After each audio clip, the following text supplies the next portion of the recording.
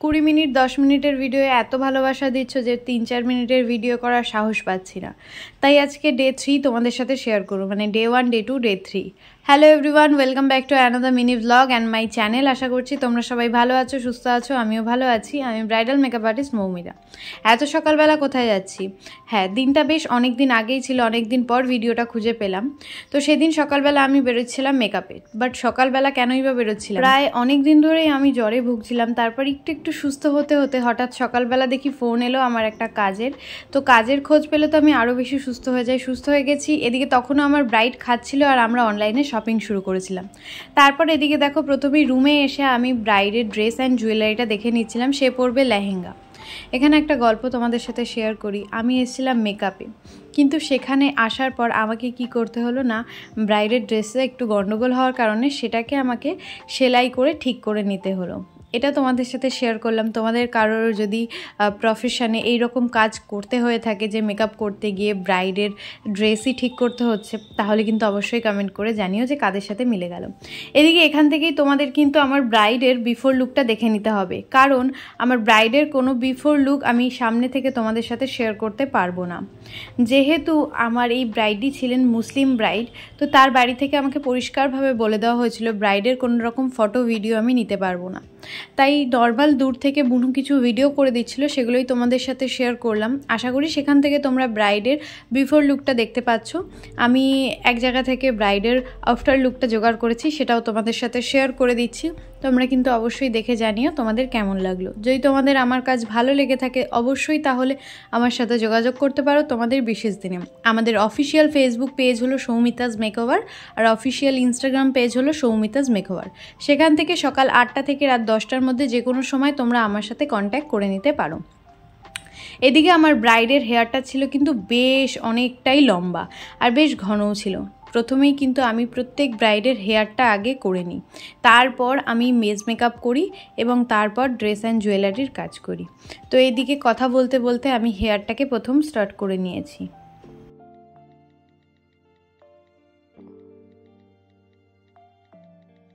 বুঝতে পারছি এতটা মনোযোগ দিয়ে দেখছো, তার মানে ভিডিওটা ভালো লাগছে। হ্যাঁ, জানি তো ভালো লাগছে। তাই জন্য ঝটপট যাও, একটু কমেন্ট করে দাও আর একটা ফট করে লাইক করে বন্ধুদের সাথে শেয়ার করে দাও। তার কোনো রকম ডিমান্ড ছিল না, সে পুরোটাই আমার ওপর ছেড়েছিল আর শুধু বলেছিল তাকে যেন তার মতনই লাগে। তো সেরকমভাবেই আমি মেকআপটা করেছিলাম, তোমরা কিন্তু দেখে জানিও। এদিকে হেয়ারটা করার পর আমি কিন্তু ফুল ফেসের মেকআপে চলে এসেছিলাম। তারপর মেকআপ সেরে ঝটপট আমাকে ওখান থেকে বেরিয়ে আসতে হয়, কারণ তাদের ফ্যামিলি মেম্বার বা রিলেটিভসরা চলে আসার কারণে আমি আর সেখানে কোনো রকম ফটো ভিডিও করতে পারিনি। এই ছিল আমার ব্রাইডের ফাইনাল লুক। তোমরা কিন্তু অবশ্যই জানিও তোমাদের এরকম লুক কীরকম লাগে বা কেমন লাগে। 2000 years later. তারপর বাড়ি এসে আর কোনো রকম ভিডিও করা হয়নি। বেশ কিছুদিন পর ছিল স্টুডেন্টের বার্থডে, সেটাই তোমাদের সাথে শেয়ার করব। সেখানে গিয়ে কি করলাম না করলাম। এদিকে আসার পরই আমাদের হাতে দেওয়া হয়েছিল স্প্রাইট, আর তারপর এখানে চলছিল মারামারি। কী কারণে না, আমার স্টুডেন্ট বলছে নাচবো না, আর তার পাড়ার বন্ধুরা তাকে ডেকেই যাচ্ছে নাচতেই হবে।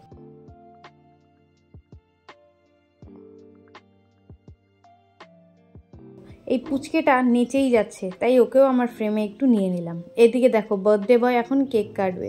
কেক কাটিং দেখতে থাকো। দেখতে দেখতে যারা চ্যানেলে নতুন আছো অবশ্যই কিন্তু চ্যানেলটাকে সাবস্ক্রাইব করে নাও আর পাশে থাকা বেল বাটনটা বাজিয়ে দাও, যাতে পরবর্তীতে ভিডিও আসার নোটিফিকেশান তোমরা সবার আগেই পেয়ে যাও।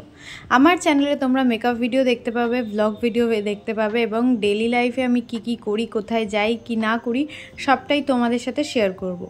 এবং শর্টে আমি তোমাদের সাথে নেইল আর্ট, কলকা ডিজাইন, মেকআপ লুক সবটাই শেয়ার করব। স্টুডেন্ট ভাবছে কাকে দেবে, একবার এর মুখের সামনে একবার ওর মুখের সামনে ঘোরাচ্ছে। আমরা প্রত্যেকেই কিন্তু আমাদের নিজেদের জন্মদিনটা একটু বিশেষ করে পালন করতে চাই। হ্যাঁ, ছোটোবেলায় যখন বুঝতাম না তখন মা আর বাবু কিন্তু আমাদের জন্মদিনগুলো পালন করতো। বাবু কিন্তু বিকেলবেলা হলেই কেক, লজেন্স আর যা বেলুন দরকার সেগুলো সব এনে দিত। আর মা কী করতো, সন্ধেবেলা গিয়ে পাড়ার যত বন্ধুবান্ধব ছিল সবাইকে ডেকে আনতো। ডেকে এনে খাওয়া দাওয়া, আনন্দ ফুর্তি এগুলোই ছিল। ছোটোবেলায় ওই গিফট জিনিসটা অত মূল্য ছিল না, তখন আনন্দটাই মূল্য ছিল। তারপর স্টুডেন্টের ঘরে এসে দেখি ওই ছবিটাও এঁকেছে, বেশ সুন্দর এঁকেছে। তোমরা কিন্তু জানিও ও কেমন এঁকেছে। তারপর দেখি খাটের ওপর এই পুচকিটা নাচছে, এরাও ওর সাথে নেচে বেড়াচ্ছে। তো তোমরা একটু গেস করে বলো তো এরা সবাই কি গানে নাচছে। আমি কিন্তু গানটার নাম বলবো না, দেখি তোমরা কারা কারা বলতে পারো ওরা কি গানে নাচছে। আর এই ছিল বার্থডে বয়, অনেক কষ্ট করে ডেকে ওকে আমার ফ্রেমের সাথে আমি অ্যাড করেছি। তারপর সোজা বসে পড়েছিলাম রাতের ডিনারে।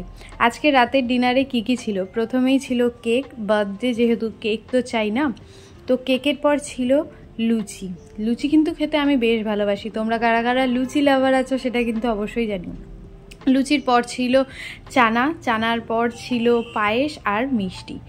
পায়েস খেতেও আমি বেশ ভালোবাসি, বাট মিষ্টিটা খুব একটা ভালোবাসি না। তারপর দেখো পাত প্রায় পুরো পরিষ্কারই করে ফেলেছি, আর বুনুও প্রায় পরিষ্কারই করে ফেলেছে, অনেক বলার পর ও খেয়েছে। তারপর খাওয়া দাওয়া সেরে আমরা টিফিন নিয়ে সোজা বেরিয়ে পড়েছি। এখন বাড়ি যাওয়ার পথে, রাস্তাঘাট কিন্তু পুরো ফাঁকা, রাত 10টা বাজে। এইরকম টাইমে আমরা একা একা যাচ্ছি, এটা বেশ অনেক দিন পরই ঘটলো, এরকম এর আগে হয়তো কখনোই হয়নি। তারপর ঝটাপট বাড়ি চলে এসেছি, আর সেই দিনের ভিডিওটা আমি সেখানেই শেষ করেছিলাম, আর কোনো ক্লিপস নেওয়া হয়নি। তোমরা হয়তো এখনও কম বেশি প্রত্যেকেই জানো যে এখনও আমি পড়াশোনাটা চালিয়ে যাচ্ছি। হ্যাঁ, এমএতে এখন আমাদের একটা নতুন পেপারে সার্ভে করতে হবে, তো সেই জন্যেই আমরা বেরিয়ে পড়েছিলাম আমাদের সার্ভের টপিকটা নিয়ে একটু কাজ করতে। তো আমার গ্রুপে আর যারা যারা ফ্রেন্ড ছিল তাদেরকে আসতে হয়েছিল আমারই এলাকায়, কারণ আমরা যেহেতু গ্রাম এলাকায় থাকি, তো সেখানেই এই কাজটা করা হয়েছিল প্রজেক্টে। তো সেখান থেকে আমরা একজনকে ধরে জোগাড় করেছিলাম বলতে আমার পরিচিত ছিল, তো তার কাছেই এসছিলাম যাতে সে আমাদেরকে তাদের গ্রামটা একটু ঘুরিয়ে দেখায়।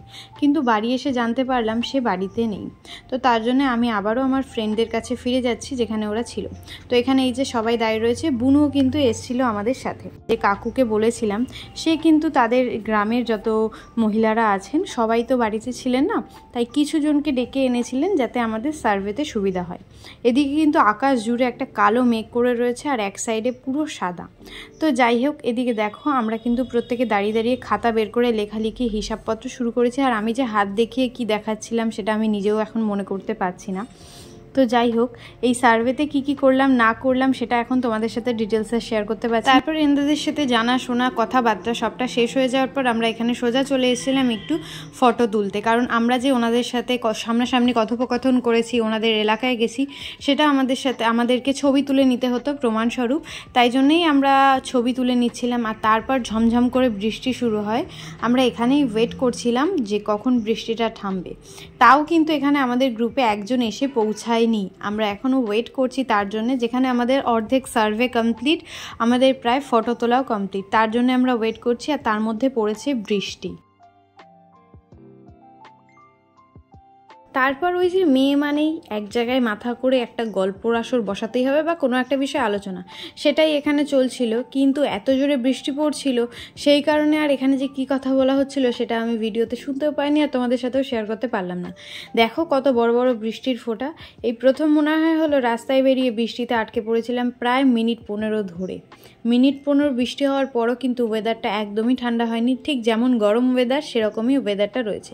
এদিকে ইনি তখন ইনস্টাগ্রামে লাইভ করছেন, বুঝতে পারছো, আমরা বৃষ্টিতে দাঁড়িয়ে রয়েছি আর ইনি লাইভ করছেন। বুনু বলছে আমার একটু ভিডিও করে দে। তারপর বুনুরও কিছু ভিডিও করে ঝটপট কিন্তু বৃষ্টিটা থামার বড় একটা প্রার্থনা আমরা শুরু করলাম।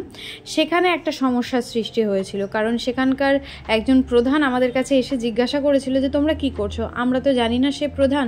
আমরা বলেছিলাম যে আমরা এখানে প্রজেক্টের কারণে এসেছি, কিন্তু যার সোর্সে আমরা এখানে কাজ করতে এসেছিলাম সে এসে বলছে তাকে তোমরা কেন জানাওনি, সে ভাবছে হয়তো অন্য কিছু। সেই সব কারণের জন্য আমরা আবার সিদ্ধান্ত নিলাম যে না, আমরা তার বাড়িতে যাব এবং কি বিষয়ে আমরা সার্ভে করলাম সেটা তাকে জানাবো। তো আমাদের সার্ভে প্রায় শেষ, তখন আমাদের টিমের আরও একজন সদস্য এসে উপস্থিত হলেন। এখন আমরা তার বাড়িতে যাচ্ছি, তার বাড়িতে গিয়ে আবারও তাকে আমরা সার্ভের বিষয়টা পুরোটা জানাবো এবং তার কাছ থেকে একটা ছবি তুলে নেব। তো চলো তার বাড়ি যাওয়া যাক।